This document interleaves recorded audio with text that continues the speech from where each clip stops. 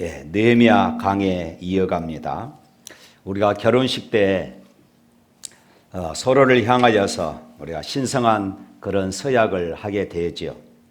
신랑 누구 군은 하나님과 여기 모인 모든 증인들 앞에서 병들었을 때나 건강할 때나 부할 때나 가난할 때나 기쁠 때나 슬플 때나 함께 사는 날까지 그대가 지금 오른손을 잡고 있는 이 여자를, 이 남자를 사랑하고 소중히 하기로 서약합니까? 이렇게 하면서 이제 결혼 서약을 하게 되어집니다. 소리를 조금 줄여서 얘가 올리네. 부부는 이러한 신성한 서약 때문에 이제 결혼 생활을 이어가게 되어집니다. 때로는 여러 가지 문제로 어려움과 위기를 만나기도 하지만은 서로 서약했기에 이 결혼 생활은 최선을 다하게 되어집니다. 아픈 만큼 성숙하듯이 부부는 수많은 갈등을 극복하면서 더욱더 이 사랑의 수준을 높여가고 그 사랑이 깊어져 가는 것입니다. 오늘 본문이 그렇습니다. 이스라엘 백성들이 하나님 앞에서 마치 부부가 서약하듯이 하나님 앞에서 이런 신앙의 서약, 그래서 오늘 제목을 거룩한 언약이다, 거룩한 서약이다, 이렇게 제목을 정했습니다. 느헤미야의 주도 아래서 이제 이스라엘의 성벽이 재건되었지만은 이것이 최종적인 목표는 아니었습니다. 이스라엘 백성들은 52일간의 그런 힘든 여정들을 통하여서 성벽 재건을 마쳤고 이제 7월 1일부터 거의 한 달 동안 큰 은혜를 경험하게 되어지지요. 그동안 우리가 살펴봤던 내용들입니다. 29광장에서 모여서 하나님의 말씀을 들었습니다. 말씀을 들으면서 그들은 자신들의 진면목을 보게 되자 울기 시작했어요. 자신들의 죄로 인하여서 죄송해서 울었고 그럼에도 불구하고 하나님이 베풀어 주신 그 은혜에 감격해서 또 울기 시작했습니다. 이제는 새로운 결단이 그들에게 필요했어요. 자신들이 고치고 실행하기로 작정을 한 부분들을 이제 기록하고 그것을 공식화시키기 위하여서 그곳에 서명하고 서약함으로 이제 진정한 변화가 그들 가운데 일어나기를 그들은 기대했던 것입니다. 그래서 아까 읽었던 9장 마지막 절 38절 말씀 우리 다 같이 한번 읽어볼까요? 9장의 38절에 있는 말씀 시작. 우리가 이 모든 일로 말미암아 이제 견고한 언약을 세워 기록하고 우리의 방백들과 내 사람들과 제사장들이 다 임봉하나이다 하였느니라.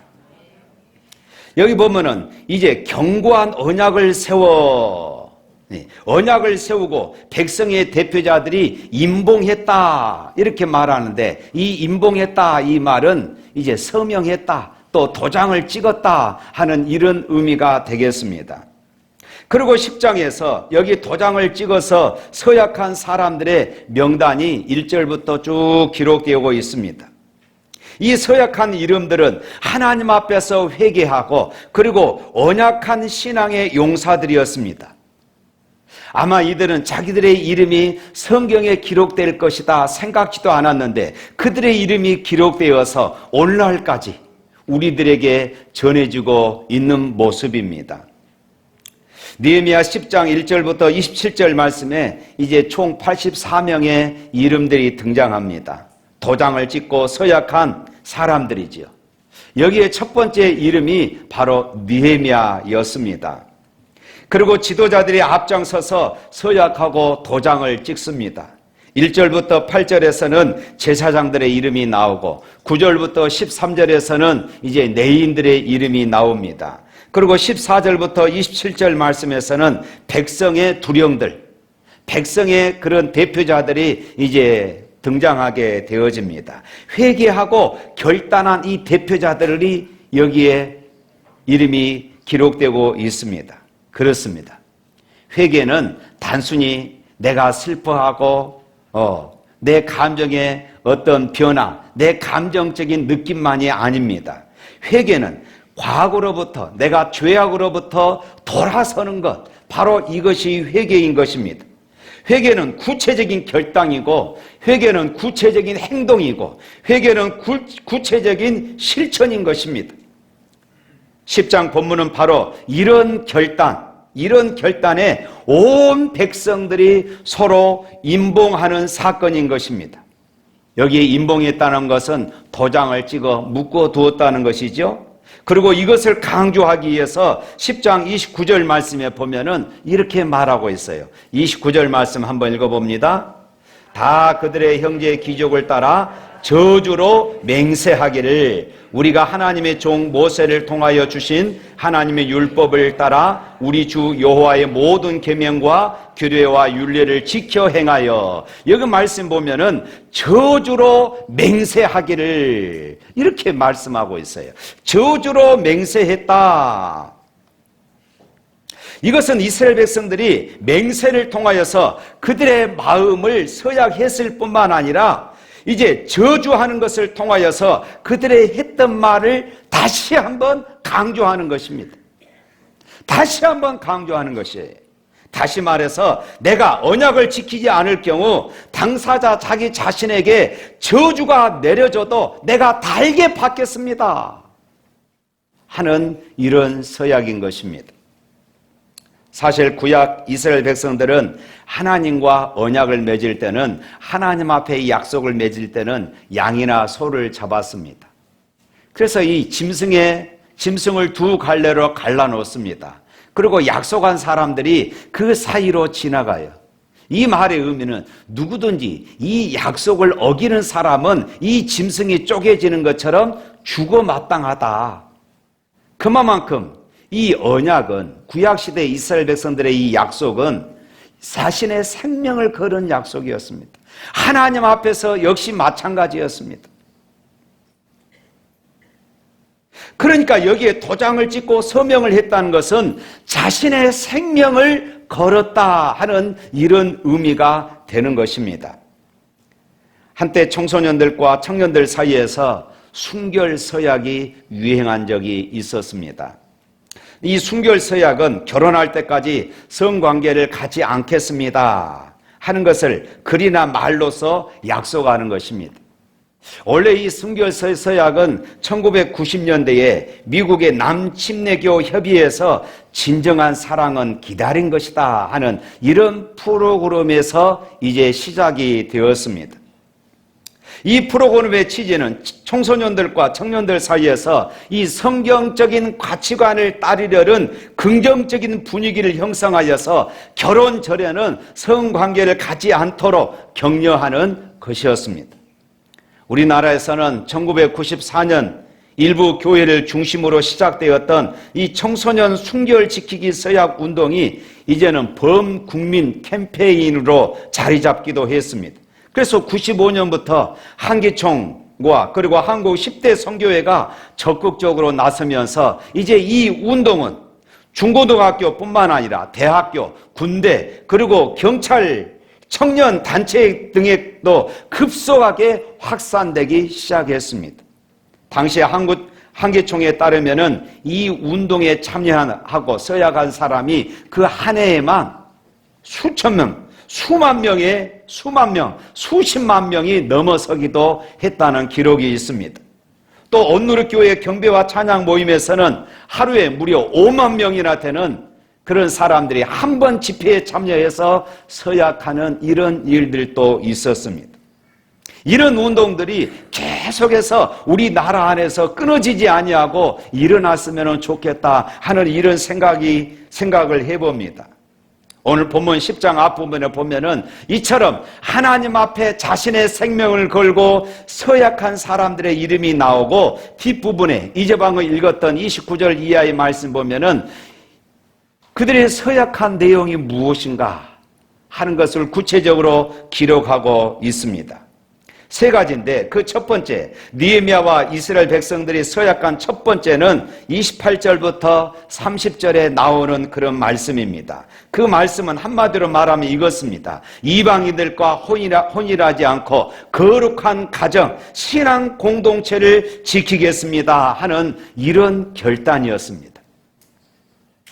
요즘으로 말하면은 불신 결혼하지 않겠습니다 하는 이런 의미이죠. 왜 느헤미야 시대에 이방인과 혼인이 문제가 되었을까요? 이것은 단순히 이방인과 결혼하는 것이 아니라 이방신을 믿는 사람과 결혼하는 문제이기 때문이었습니다. 그래서 성경은 이방인과 결혼을 아주 엄하게 금하고 있었던 것입니다. 그러니까 이것은 결혼 문제를 넘어서 신앙의 문제였다 이것입니다. 삼손이나 솔로몬이 이방 신을 믿는 여인들과 결혼함으로 어떻게 됐습니까? 결국 망했잖아요. 느헤미야 시대에 포로로 살면서 이방인들과 혼인함으로 음란한 문화가 유대인들에게 들어오기 시작합니다. 물질 중심 문화, 우상 숭배가 다시 들어오기 시작하게 되었습니다. 히브리인들이 생각하는 가정과 이방인들이 생각하는 가정이 달랐어요. 이방인들은 출세하는 자리, 먹고 사는 자리가 가정이었습니다. 그런데 히브리인들은 하나님이 우리에게 주시는 선민, 하나님의 말씀, 우리를 선택하신 이 믿음이 나에 대해서 끝나지 아니하고 우리 자손들에게 흘러가는 그런 가정이었습니다. 그러니까 히브리인들의 가정은 교육 방법이 달랐습니다. 히브리인들에게 교육은 오직 성경이었고 하나님의 말씀이었습니다. 하나님을 가르치는 것이 교육의 전부였던 것이에요. 오늘 성도들 가운데도 꽤나 신앙이 좋다고 하는 사람들 가운데서도 다른 것은 다 순종하는데 자녀들의 이 결혼 문제에 있어서만큼은 그렇지 못하는 경우들을 우리 종종 봅니다. 그러면서 항변합니다. 목사님, 우리 딸을, 우리 아들을 결혼을 위해서 기도해 주세요. 어떤 배우자를 원합니까? 처음에는 다 똑같은 말을 합니다. 믿음이 좋은 사람 만나야죠. 품성이 좋으면 됩니다. 저는 처음에 그 말만 믿었습니다. 그런데 그 다음 가로에 들어가는 말이 따로 있었습니다. 학벌은 기본이고 경제력이 있고요, 애보도 기본이고요, 그 다음에 신앙도 좋고 그 다음에 품성도 좋으면 괜찮습니다. 여러분 어떻습니까? 문제는 학벌 괜찮아요. 돈 잘 법니다. 잘 생겼습니다. 그런데 믿음이 없어요. 이때 고민이 생깁니다. 이때 고민이 생겨요. 그런데 고민하지 않습니다. 목사님, 제가 전도 못하는 줄 알고요, 태신자를 저에게 붙여주셨습니다. 제가 열심히 결혼해서 열심히 기도해서 전도하겠습니다. 결혼 후에 전도하면 되지, 이렇게 생각합니다. 그런데 여기 지금 혼자 신앙생활 하신 분들 결혼해서 전도하기 쉽던가요? 어렵습니다. 결혼 후에 전도하는 노력과 그 열정 절반이면은 결혼 전에도 얼마든지 전도할 수 있어요. 전도해서 세례 받게 하고 그것으로 끝나면 안 됩니다. 제자 훈련까지 다 받게 해서 결혼해도 늦지 않아요. 결혼한 다음에 내 자식, 내 며느리, 내 사이 어떻게 할 수 있다? 그런 생각이 들면은 치매라고 그럽니다. 사이나 며느리 내 마음대로 할 수 있는 것이 없더라, 그 말씀이에요. 이 세상 살면서 사실 이 결혼보다 중요한 것은 없어요. 그래서 일륜지 대사라고 그러지 않습니까? 그러나 우리가 신앙 안에서 보면은 결혼보다 훨씬 중요한 것이 있어요. 그것은 바로 이 구원의 문제입니다. 하나님의 자녀가 되고 거듭나고 천국의 자녀가 되어서 살아가는 것, 이 세상의 무엇과도 바꿀 수 없는 것이에요. 이것을 우리가 서약하는 것입니다. 이것만큼은 내가 양보할 수 없다는 것이에요. 그래서 결단해야 합니다. 청년들은 나는 하나님의 뜻을 이루는 거룩한 가정을 이루겠습니다. 결단해야 하는 것이에요. 부모들은 나는 자녀를 잘 가르쳐서 신앙의 가정으로 세우겠습니다. 결단해야 합니다. 그래서 믿음의 명문 가문을 이루는 성도들이 되시기를 주님의 이름으로 축복합니다. 두 번째로 서약한 내용은 31절에 나옵니다. 바로 이 안식일, 안식년을 지키겠습니다. 요즘으로 말하면 성수주일 신앙을 갖겠습니다 하는 것입니다. 하나님이 천지를 창조하셨습니다. 온 우주의 주인은 하나님이십니다. 그분이 우리를 선택했습니다. 그분이 우리의 아버지십니다. 이것을 확인하는 신앙, 바로 이것이 주일 신앙, 안식일 신앙이었습니다. 히브리인들은 안식일을 지키는 데 생명을 걸었어요. 목숨을 걸고 안식일을 지켰던 그런 역사적인 기록들이 있습니다. 이제 느헤미야 이후에 예수님이 오기 전에 한 400년간의 그런 텀이 있었습니다.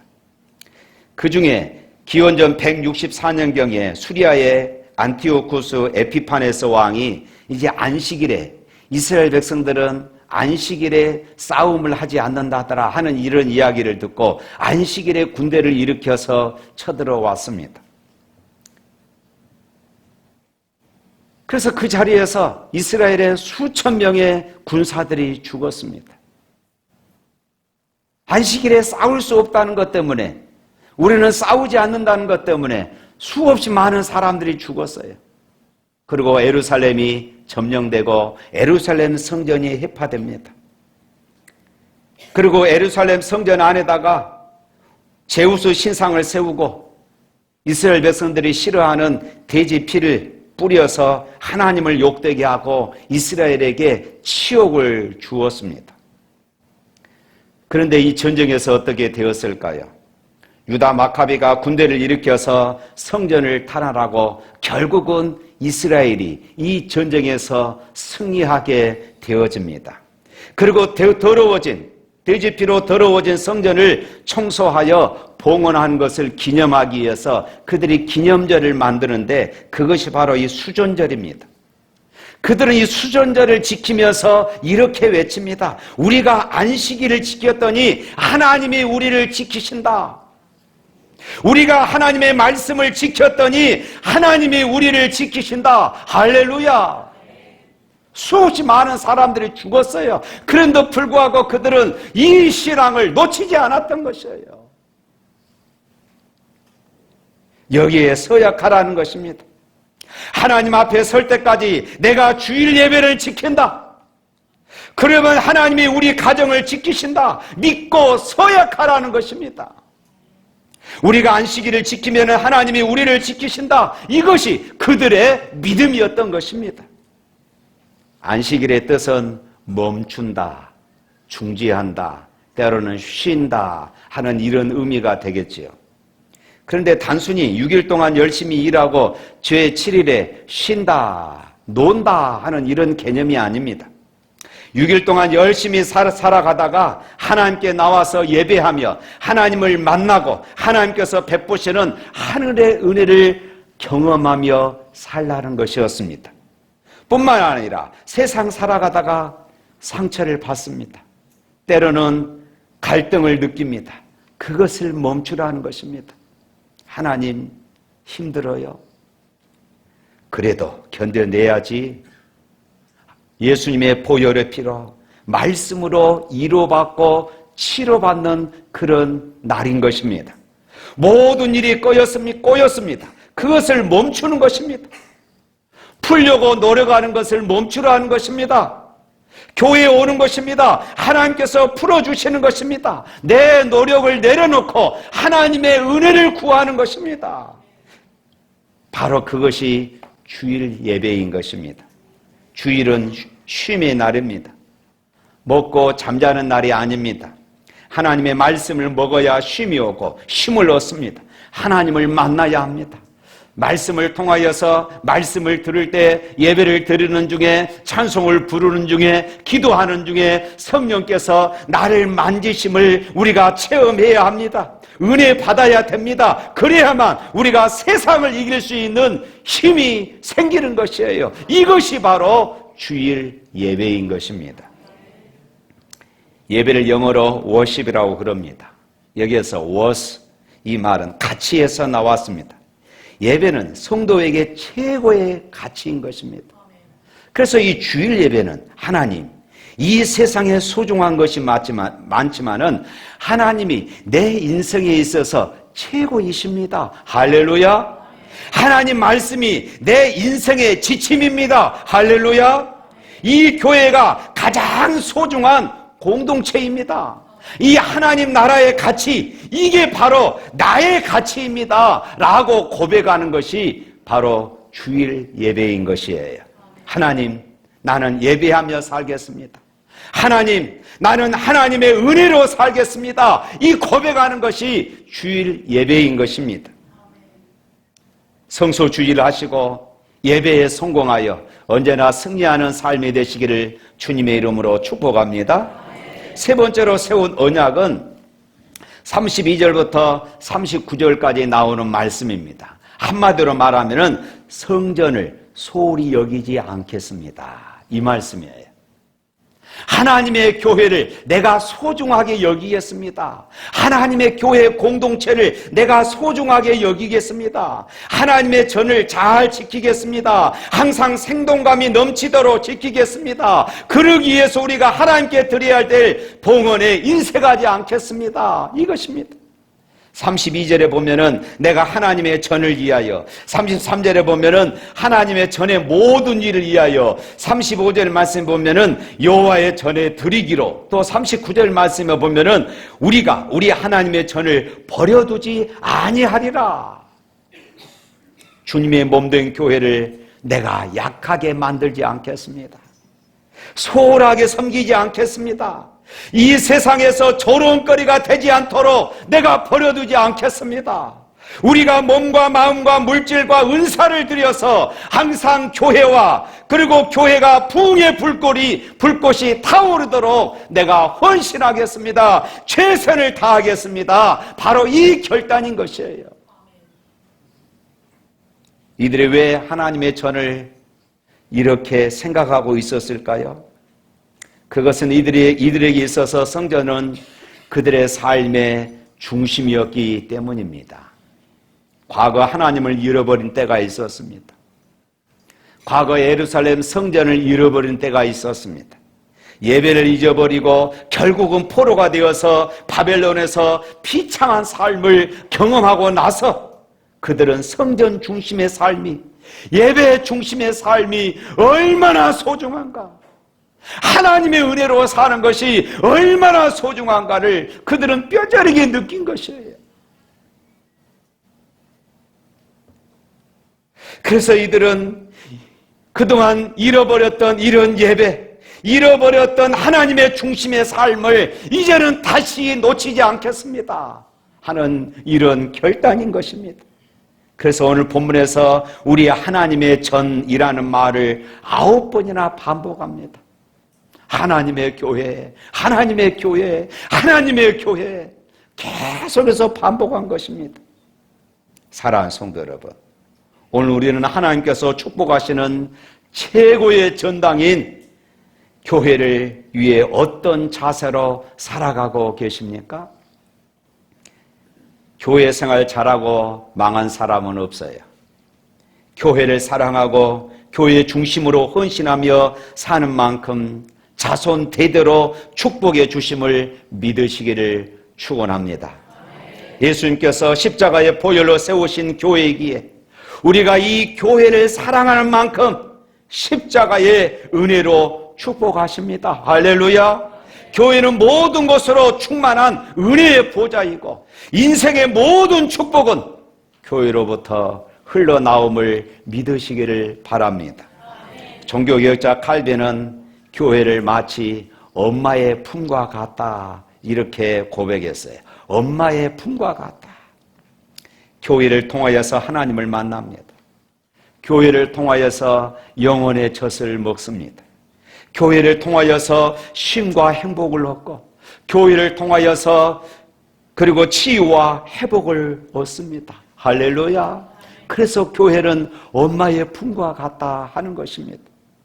역사 이래로 교회 중심으로 사는 사람과 그 나라는 하나님께서 놀랍게 축복해 주셨습니다.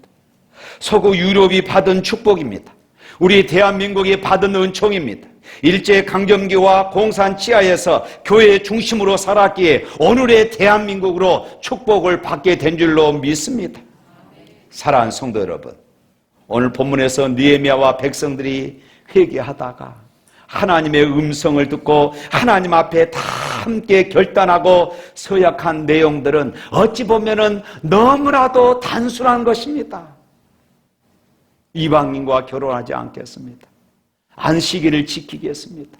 하나님의 전을 소홀히 여기지 않겠습니다. 우리 신앙생활에서 너무나 단순한 것들이잖아요.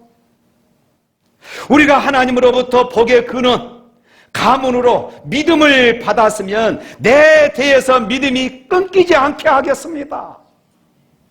반드시 내 자녀들에게 이 믿음을 지키도록 하겠습니다. 하나님, 우리가 하나님 앞에 예배를 지키면 하나님이 우리를 지켜주실 것을 우리는 믿습니다. 하나님 만나는 것, 하나님 앞에 예배하는 것, 말씀을 듣는 것, 내가 타협하지 않겠습니다. 교회 중심으로 살겠습니다. 교회 공동체를 소홀히 섬기지 않겠습니다. 하나님 앞에 봉헌의 헌신을 게을지 않겠습니다. 이것은 어찌 보면 너무나도 우리 신앙의 기본적인 것들이에요. 내 신앙, 우리 가정의 신앙, 우리 가문의 신앙의 뼈대가 지켜지고 있는가? 이것이 신앙의 기본입니다. 이것이 흔들거리면은 우리 집안의 신앙이 흔들거리고 있는 것이에요. 이것이 무너지면은 우리 가문의 신앙이 무너지는 것이에요.